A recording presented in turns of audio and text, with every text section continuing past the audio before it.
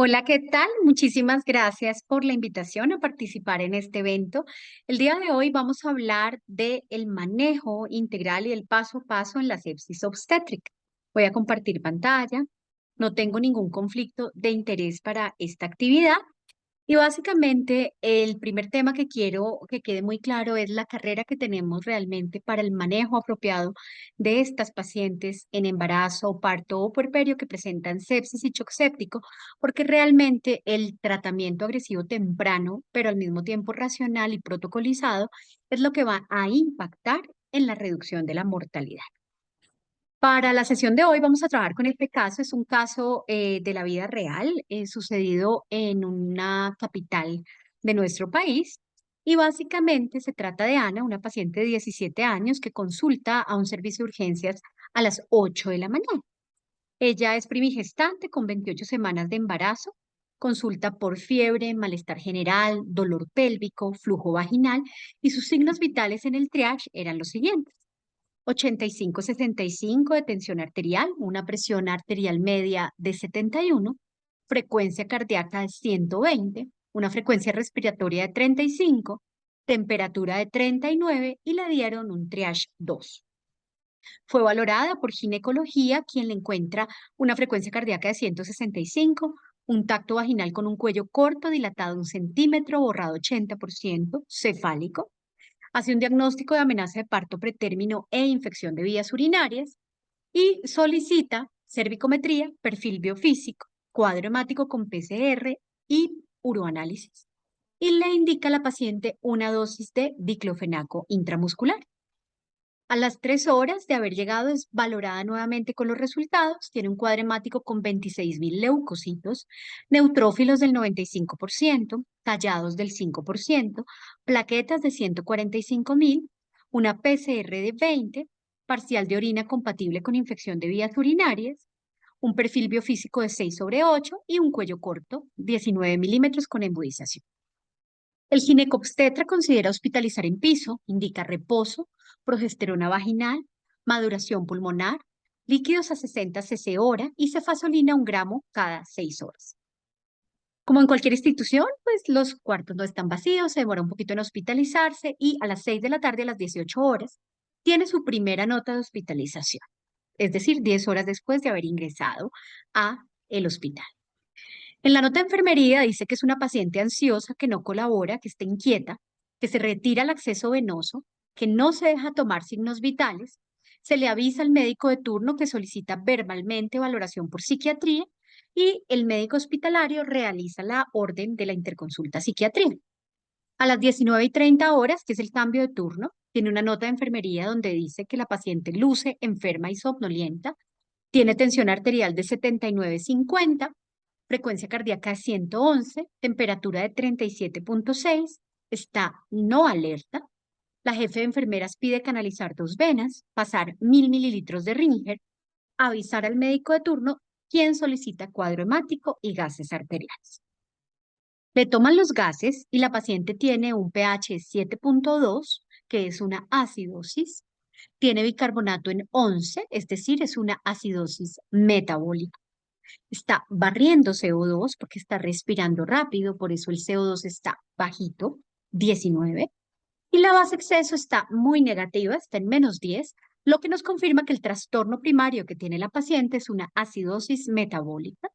Tiene el lactato en 4, la presión arterial de oxígeno está en 50 y tiene un Venturi al 50%, lo que le da una PAFI de 100. Y por eso los gases de la paciente se reportan como una acidosis metabólica severa, hiperlactatemia y compromiso de la oxigenación. A Ana, de 17 años, le ponen un bolo de 2.000 cc, una sonda vesical, está anúrica, empieza a hacer polipnea y disnea. Recuerden que le habían pasado 1.000 y luego le pasan otros 2.000, son 3.000 mililitros en menos de una hora para una paciente de 17 años. Se solicita interconsulta cuidado intensivo, que no hay cama, y la llevan a unidad de cuidado posanestésico al lado de sala de partos, es decir, a recuperación. Solicitan un catéter central que se demora 2 horas. La paciente presenta deterioro respiratorio, requiere ser intubada e iniciar noradrenalina y pues queda pendiente la cama en UCI, que está 6 horas después disponible. Al día siguiente, a las 24 horas, cumple criterios de disfunción multiorgánica, con injuria renal aguda, con urgencia dialítica, requiere diálisis, tiene disfunción hepática leve y criterios de SDRA leve. Y cuando le ponen el catéter Majorque de diálisis, presenta una lesión vascular, hace paro cardíaco y muere. Realmente quedaría muy fácil pensar que la lesión vascular fue la que causó la muerte. Sin embargo, es una paciente que no tenía reserva cardiopulmonar, que estuvo en choque prácticamente desde el momento del ingreso a la institución, que no recibió una atención médica apropiada en las primeras 12 horas del evento séptico y que la causa de la disfunción multiorgánica pues tuvo que ver con esas primeras horas donde no se hizo la reanimación adecuada. Es por eso que esta primera parte se abre como un espacio de reflexión frente a lo que se hizo y no se hizo en el caso de Ana y otras tantas pacientes como ella. Entonces hablemos del paso a paso de la sepsis obstétrica en un mundo ideal. Lo primero es reconocer la sepsis y el choque séptico como una emergencia. Y esto no lo puede hacer una persona, no lo puede hacer un especialista, tiene que ser algo institucional. Es decir, que las instituciones hospitalarias deben tener un protocolo de detección temprana, de tamizaje y de activación de respuesta rápida en sepsis. Debe existir un código sepsis institucional, al igual que el código rojo, donde cada persona sepa cuáles son sus funciones, qué tiene que hacer, quién canaliza, quién pone los líquidos, claramente cuál es el proceso a seguir. Y se deben definir dos puntos críticos. El primero, ¿cómo vamos a hacer el tamizaje? ¿Qué estrategias clínicas vamos a utilizar para la sospecha de sepsis? ¿Y qué puntajes de predicción vamos a utilizar en nuestra institución? Los paraclínicos que deben incluir gases con lactato. Y el segundo punto, que es la reanimación y el manejo precoz, que incluye una reanimación hídrica temprana, racional, pero al mismo tiempo agresiva, y sobre todo, digamos, conservadora en ciertos escenarios, ya vamos a ver en qué momento, cultivos temprano y antibiótico en la primera hora, porque definitivamente si no instauramos estos protocolos no vamos a lograr la meta de tener el manejo integral en la primera hora de la sospecha o de la identificación de la paciente con sepsis y shock séptico.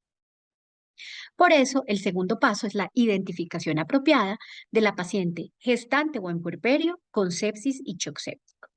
Básicamente quiero mostrarles esta publicación del 2018 en la revista Reproductive Health, donde nos dice que los signos vitales en la gestante suelen ser confusos, sobre todo para el personal que no maneja obstetricia. Los sitios donde el triage es realizado por una enfermera general que no es de obstetricia o por un médico que no hace obstetricia puede llevar a que subestime las cifras tensionales elevadas o las cifras tensionales bajas en una gesta. El shock se define como una inadecuada perfusión tisular, clásicamente asociada a taquicardia, a hipotensión y a pobre perfusión de los órganos distales. Y hay que recordar que la detección del shock es difícil en el embarazo por los cambios fisiológicos y el problema es que esto retrasa el diagnóstico, pero además empeora el desenlace. Y que incluso en la definición actual, que es el sepsis 3, los umbrales pueden no ser ideales para la paciente gestante. Entonces, miremos cómo clásicamente el SIRS o respuesta inflamatoria sistémica se parece muchísimo a los cambios fisiológicos. Entonces, para hablar de SIRS, nos decían que teníamos que tener dos o más de estos criterios.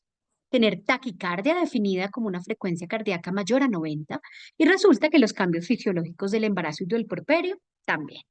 Frecuencia respiratoria mayor a 20 y es un cambio fisiológico también. Barrer CO2 por polipnea, es decir, tener un CO2 menor de 32, también es fisiológico en el embarazo y más en ciudades como Bogotá. La leucocitosis mayor de 12.000 es normal en puerperio y en ciertos momentos de la gestación, lo que probablemente sí dentro del SIRS es muy característico de infecciones leucopenia y las alteraciones de la temperatura, como fiebre o hipotermia. Sin embargo, el punto es que los cambios fisiológicos propios del embarazo, del posparto, del posaborto, de la poscesárea, hacen que sea más posible que subestimemos la sepsis o que los cambios fisiológicos nos enmascaren la severidad de los signos. En el mundo, en la población adulta desde el 2016 está definido este sepsis 3, que es el tercer consenso internacional para la definición de sepsis y shock séptico publicado en la revista JAMA, que nos da dos definiciones. La primera es sepsis, donde esta es una disfunción orgánica potencialmente mortal causada por una respuesta disregulada del huésped a una infección. Y dentro de este grupo de pacientes con sepsis hay un subgrupo de pacientes donde tienen alteraciones de perfusión, anormalidades del metabolismo de la célula y que tienen mayor mortalidad y que operativamente está definido como aquellos pacientes que tienen hipotensión refractaria a fluidos y que requieren vasopresores para mantener una presión arterial media por encima de 65 milímetros de mercurio y un lactato mayor a 2 en ausencia de hipovolemia, es decir, cuando ya lo hemos reanimado. Aquí hay dos puntos muy importantes a tener en cuenta en la respuesta o en la definición de adultos, y es la palabra disregulada. Yo quiero que se imaginen que uno tiene dos pacientes. Las dos tienen 20 años, son completamente sanas, de raza caucásica, pesan 45 kilos, comen bien, tienen 6 controles prenatales. Y las dos pacientes tienen pielonefritis derecha y ambas tienen urocultivo con una Escherichia coli B.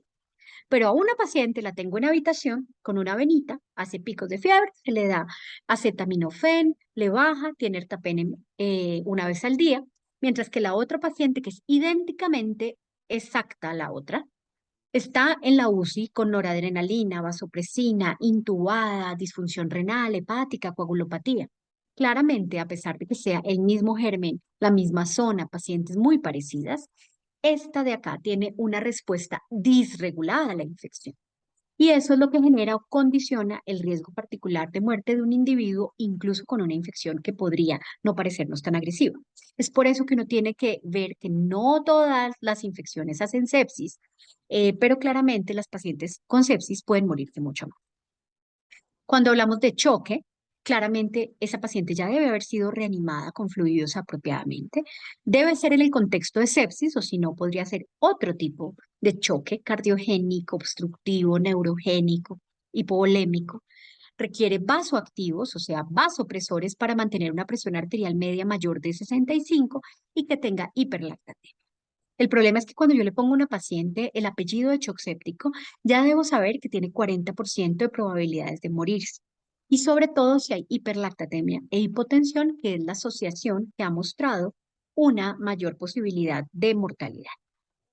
Para obstetricia, la Organización Mundial de la Salud se reúne en el año 2017 y hace el consenso para sepsis obstétrica y ellos revisaron todas las definiciones para ese momento, incluyendo el sepsis 3, y deciden generar esta definición de sepsis obstétrica, que además está anidada en el sepsis 3, es decir, mantiene la misma coherencia con la definición actual para adultos. Y es que la sepsis materna es una condición que pone en riesgo la vida definida como una disfunción orgánica asociada a una infección en el embarazo, parto, posaborto o el periodo posparto. Entonces, miren que realmente habla de disfunción orgánica, habla del riesgo para morirse y claramente en cualquier momento del embarazo, posparto, posaborto o post-evento obstétrico. Y definitivamente en este momento para obstetricia el choque séptico también está definido como una presión arterial media por debajo de 65 milímetros de mercurio en pacientes con sepsis y con hiperlactatemia. Sin embargo, hay que recordar que cuando manejamos niñas o adolescentes en obstetricia, estas metas de presión arterial media pueden ser un poquito más bajitas de acuerdo al percentil propio para la edad. Y en niñas menores de 18 años en embarazo, se recomienda utilizar la curva de los percentiles y si está la presión arterial media por debajo del percentil 5 para la edad gestacional, está hipotensa. Por supuesto que uno quisiera tener una bola de adivinación, una bola de cristal que le dijera, bueno, qué paciente va a tener mejor o peor pronóstico. Realmente hay muchísimas cosas en puntaje de predicción. Está el Quick SOFA, que se ha utilizado y validado más para adultos. Sin embargo, al principio hubo, digamos, mucha literatura a favor y ahora ha perdido, digamos así, validación un poco. Para obstetricia está el SOMANS o el Obstetric Modified Quick SOFA. Está el NEWS, que se ha usado más para adultos, el SOS, que es uno de los mejores puntajes para obstetricia, que es el puntaje de sepsis obstétrica, que es un puntaje, digámoslo así, ya lo vamos a ver, que tiene varios criterios y que además se asocia a requerir cuidado intensivo y a mortalidad. Están las escalas de alerta tempranas y también, obviamente, el SOFA, que es el puntaje secuencial de disfunción orgánica. El SOMANS es básicamente la postura de Australia y Nueva Zelanda y de su sociedad obstétrica que reconocen los cambios fisiológicos de la gestación y que toman el Quick SOFA y lo modifican de acuerdo a los cambios fisiológicos, en el cual en la frecuencia respiratoria del Quick SOFA que está en 22, aquí la suben a 25. El Glasgow que utiliza el Quick SOFA que es por debajo de 13. Aquí realmente lo dejan como un estado mental alterado, cualquier estado que no se alerta, agitada, inquieta, somnolienta, y una presión arterial sistólica por debajo de 90 milímetros de mercurio, mientras que en el sofá adultos es de 100 milímetros de mercurio. Si uno tiene 2 de 3, es un SOMANS positivo o un Obstetric Modified Quick SOFA positivo. Y la disfunción de órgano está dada por oliguria o por un SOFA modificado obstetricia mayor a 2. Y el CHOP, pues cumple la misma definición de todos, que es hipotensión refractaria a fluidos con lactato elevado y que requiera vasopresor. Este es el puntaje de SOFA y básicamente lo que se hace es medir 6 órganos: pulmón, coagulación, hígado, sistema cardiovascular, sistema nervioso central y renal, y darle un puntaje de 0, de 1, de 2, de 3 o de 4 de acuerdo a la severidad de cada órgano. Ya sabemos que un SOFA mayor a 2 ya genera un 10% de mortalidad en paciente con sospecha clínica de sepsis. Y aquí tenemos el Sepsis Sin Obstetric Score, que es básicamente el SOS, que en este momento se considera el mejor puntaje predictivo de sepsis obstétrica. Y básicamente cuando hay un puntaje mayor a 6, definitivamente nos alerta. Incluye valores como temperatura, presión arterial, sistólica, frecuencia cardíaca, frecuencia respiratoria, saturación, leucocitos, neutrofilia y los valores de lactato. Y definitivamente ya ha sido validada el área bajo la curva y parece ser el mejor predictor en este momento. Y determina además el ingreso a cuidado intensivo. Miren que si a Ana en el escenario de la primera atención se le hubiera dado en el triage o en la atención por el ginecólogo, se le hubieran hecho estas escalas, hubiera tenido un puntaje de SOS de 11 puntos. Esto hubiera hecho que ya le hubieran dado un triage 1. Si le hubieran hecho un SOMANS, hubiera tenido 2 puntos de 3 porque estaba polipneica y estaba hipotensa. Y también habría tenido un Quick SOFA positivo. Es decir, que los puntajes sí nos ayudan a que tomemos más en serio la severidad de esta paciente y no pedirle cuadro hemático PCR y verla 3 horas después. Si se hubiera utilizado la escala de alertas tempranas, el caso de Ana, en el momento en que ingresa a la institución en el triage, le hubieran puesto un puntaje 9, lo que también implica que le hubieran dado un triage 1 y la hubieran atendido de manera prioritaria y el médico no le hubiera pedido unos laboratorios y dejarla 3 horas esperando resultado. Y cuando ya se deteriora en piso, su puntaje de alerta temprana, cuando pensaron que simplemente debía ver la psiquiatría, estaba en 14, que era correspondiente a un estado crítico con alto riesgo para la vida. Entonces, miren que si hubiéramos usado cualquiera de los puntajes de predicción y además hubiéramos utilizado la escala de alertas tempranas en los momentos de la atención, hubiera tenido un mejor desenlace en caso de A. El paso número 3 es identificar precozmente la acidosis y la hipoperfusión. Aquí se recomienda definitivamente los gases arteriales. Los gases es una estrategia POCT, esto significa Point of Care Testing, o actividades o pruebas en el punto de atención. Son a la cabecera del paciente. Si yo tengo la gasometría descentralizada, voy a tener resultado como debe ser a los 3 minutos de haberlo tomado. Es decir, si los gases arteriales están en el servicio de urgencias, en la UCI, que no tengamos que ir al laboratorio clínico a que los digiten, luego los suban el sistema, pero incluso en el escenario en que uno los tiene centralizados en laboratorio clínico, es un resultado que se tiene a los 15 minutos por tarde. Pero realmente debe tratarse de descentralizar y tenerse a los 3 minutos el resultado. ¿Y qué vamos a encontrar en las pacientes con sepsis que nos den alerta, que nos preocupe? La acidosis metabólica, tener bicarbonato menor a 18 nos debe alertar, una base exceso por debajo de -5, un lactato mayor a 2 o cualquier compromiso de la oxigenación. Cabe decir que cuando llega Ana a las 8 de la mañana, a las 8:15 se le hubieran estado haciendo los gases, a las 8:20 de la mañana nos hubiéramos dado cuenta que Ana era un caso de alerta porque iba a tener alteración en su gasometría. Claramente, la medición del lactato ha reducido la mortalidad y ha cambiado la historia natural de la sepsis, porque como lo han mostrado varios estudios, el lactato detecta el shock oculto en pacientes que aún no están hipotensos o casos como el de Ana, que aún no sabemos si esa atención es porque es adolescente, porque es flaquita, nos sirve muchísimo la gasometría. Recuerden además que en el examen físico se ha validado y que hay un estudio muy importante a nivel mundial que es el Andrómeda Shock, y el estudio Andrómeda, publicado por el doctor Glenn Hernández en el 2018, básicamente mostró que el llenado capilar y evaluar clínicamente la perfusión distal es muy bueno para guiar reanimación, incluso fue superior al lactato, siendo lactato el gol estándar, pero si uno hace las dos cosas al tiempo, brindará el mejor cuidado para su paciente. Y bueno, recordar el Motin Score, el score de moteado, claramente, porque en ninguna parte se ve que hayan destapado a Ana para evaluarla. Y por supuesto, pacientes que tienen moteado tienen mayor riesgo de mortalidad. El paso 4 será cultivos tempranos, de acuerdo al foco sospechado y antibiótico precoz. Ana tenía fiebre y tenía síntomas urinarios y un parcial de orina patológico. Debimos haberle tomado hemocultivos antes de los 45 minutos y debimos haberle tomado urocultivo. ¿Por qué? Porque el antibiótico precoz tenemos que darlo en la primera hora, un antibiótico de amplio espectro. El tiempo del antibiótico está muy claro. Esta es la campaña Sobreviviendo a la Sepsis, la Surviving Sepsis Campaign, la última versión 2021, donde nos dice, si usted tiene sepsis definitiva o probable y hay shock, administre antibióticos inmediatamente, idealmente en la primera hora de reconocimiento. Y si la sepsis es posible, administre antibióticos inmediatamente en la primera hora de reconocimiento, es decir, en la primera hora. También, si no hay shock, dice, administre inmediatamente en la primera hora. Y cuando uno no está seguro y no hay shock, tiene hasta 3 horas, si usted sigue creyendo que es una infección, para administrar el antibiótico apropiado. Pero ¿en qué momento requería Ana el antibiótico? 1 hora. No importa que haya sido cefazolina, realmente ella debía haberlo recibido en la primera hora junto con un aporte hídrico dinámico.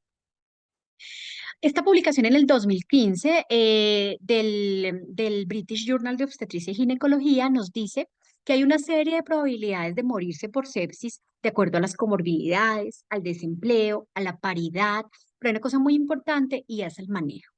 El tiempo de retraso en los antibióticos es lo que más impacta en la posibilidad de que una paciente fallezca o no fallezca por sepsis y claramente la mala adherencia a guías locales, al reconocimiento, al diagnóstico y al manejo en sepsis. Y miren cómo básicamente cuando uno mira en una línea de tiempo la posibilidad de mortalidad, definitivamente la razón de muerte está aumentada hasta 37 veces si yo retraso la posibilidad de brindar un antibiótico temprano. La demora en el diagnóstico, la demora en el inicio de antibióticos fue lo que causó la mortalidad de Ana, claramente, independientemente de la lesión vascular. Paso 5. Reanimación hídrica temprana y vasoactivos tempranos en el lugar donde esté la paciente. Recuerden este concepto de la hora de oro. Esta reanimación adecuada debe ser en la primera hora y tiene como objetivo restaurar la normovolemia. No es encharcar al paciente, es lograr que esté normovolémico, evitando la deshidratación para prevenir y manejar la hipoperfusión tisular. Uno es respondedor a fluidos en la primera hasta la tercera hora de la sepsis y el shock séptico. Y en esas 3 primeras horas es que yo debo brindar los líquidos de una manera, pues digámoslo así, agresiva dentro de un marco racional, ajustando a las necesidades propias de la paciente. Ella hizo un edema pulmonar, porque 3.000 mililitros en 1 hora para una paciente de 17 años, cuando tuvimos tiempo desde las 8 de la mañana para haberlo hecho de una mejor manera.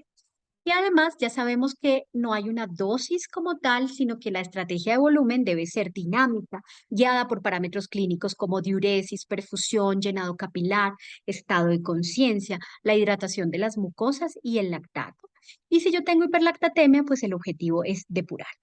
Recuerden que hay una, digamos, como una estrategia de reanimación de las muchas que hay que se llama reanimación guiada por lactato, porque el lactato claramente es un marcador de hipoperfusión, un marcador de que la célula está trabajando en anaerobiosis y debemos buscar depurar el lactato, ojalá del 10 al 20%. Y miren cómo claramente la evolución pasa de que al principio, en la primera campaña sobreviviendo a la sepsis y en las primeras campañas mundiales de manejo de sepsis, nos daban unas asas para 6 horas, luego se bajan a 3 horas y ahora definitivamente nos vamos hacia esa primera hora crítica. Recordemos que hay 4 fases del uso de fluidos en sepsis. Una primera fase que es la de rescate o salvamento, que realmente es la primera hora. Una fase de optimización que va como hasta la tercera, hasta la sexta hora. Es decir, que yo entre rescate y optimización me gasto 6 horas. Después de las 6 horas no debe haber fluidos, deben estar al mínimo o menos de un cc por kilo. Después entra una fase de estabilización y ya después desescalamiento o remoción de líquidos.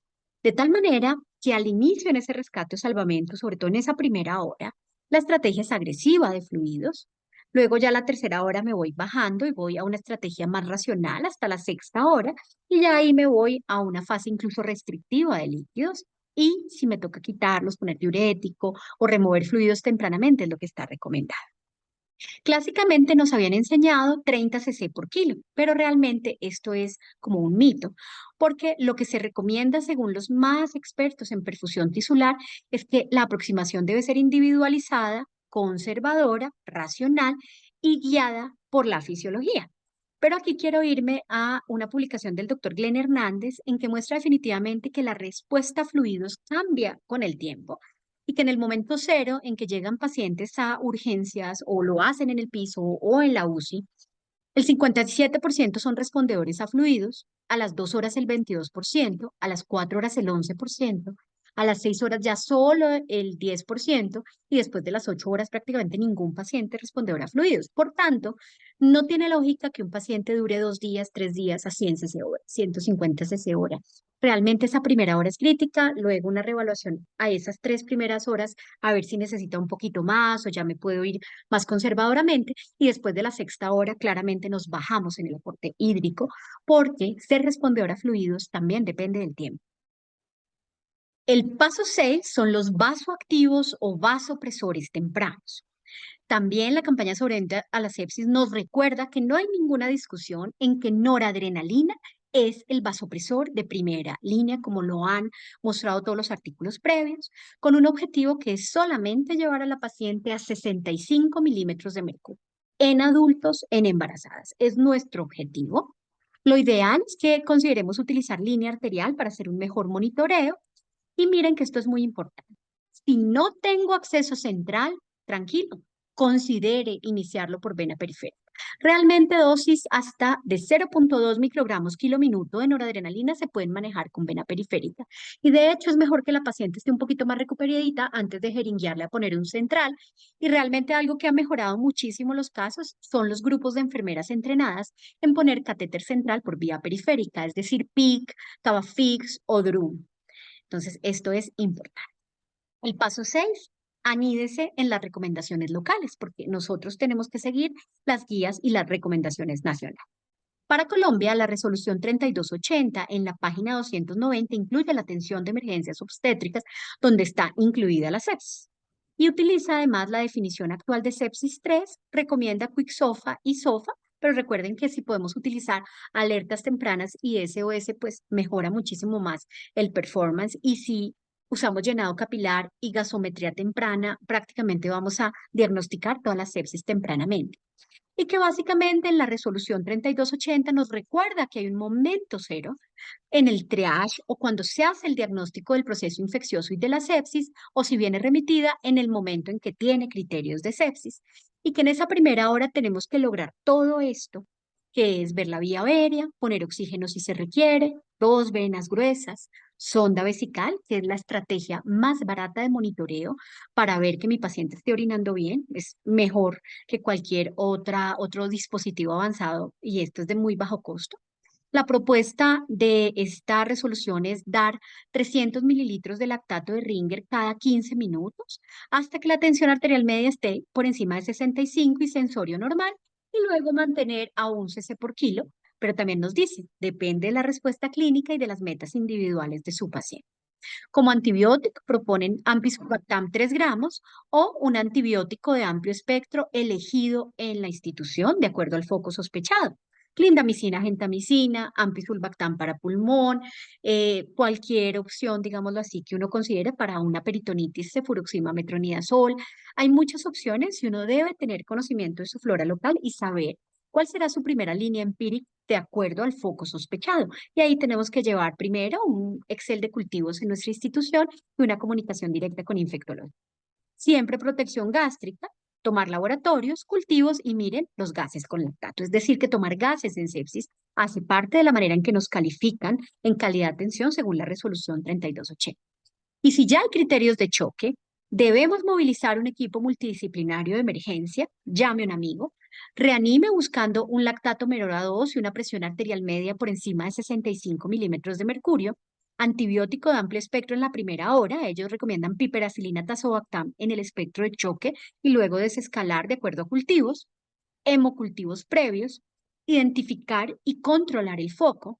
Si hay un aborto séptico, es una prioridad: antibiótico, reanimación hídrica y legrado, cuidado de la vía aérea, 2 venas, si requiere catéter central, oxígeno y sonda vesical, líquidos, vasopresores tempranos, tromboprofilaxis y protección gástrica, y nuevamente laboratorios, gases y lácteos.